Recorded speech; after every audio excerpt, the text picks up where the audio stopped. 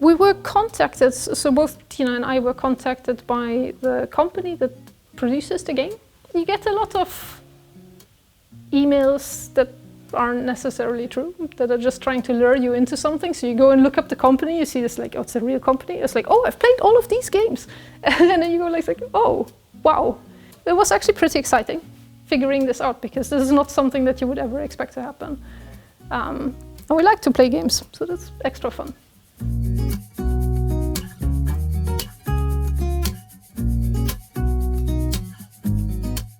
With these worker placement games, you always have to balance like the needs to feed your population and to maintain your population, while also kind of trying to grow your community.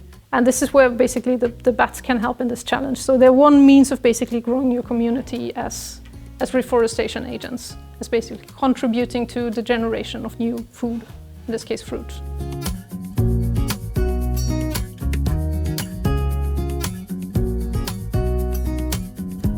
So and these bats occur in large colonies. Basically, it's a central place forager. They occur in large colonies where they spend the day, and then during the night, they fly out to find food. They will eat that, and then in the morning, they travel back to the colony.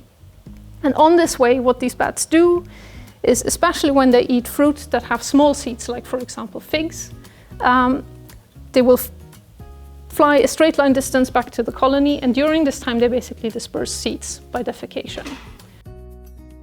There's more frugivores that do that, like for example, you have other mammals, but these often disperse these over shorter distances. Whereas these bats basically, what they do is disperse seeds potentially over the largest distances that we have ever established.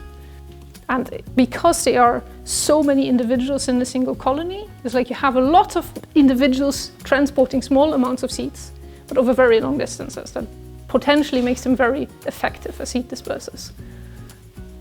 So we have high resolution tracks of when they fly out to the fruiting trees, when they eat and move in the area and then move back in the morning. We also have population counts from these colonies, so we know how the populations fluctuate throughout the year.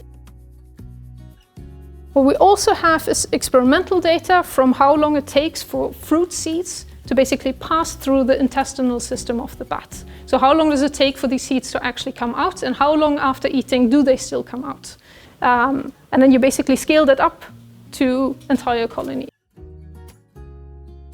Bats have mostly come into disregard as spreaders of disease. What we were hoping to do with our study, and what I think this game is also trying to achieve, is also, like, let's not just look at the potentially negative aspects, but also the potentially positive aspects of having these species around.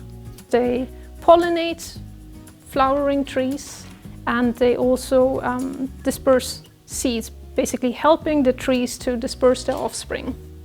And in this regard, what they can do is also like reforest areas that have previously been cleared of forest.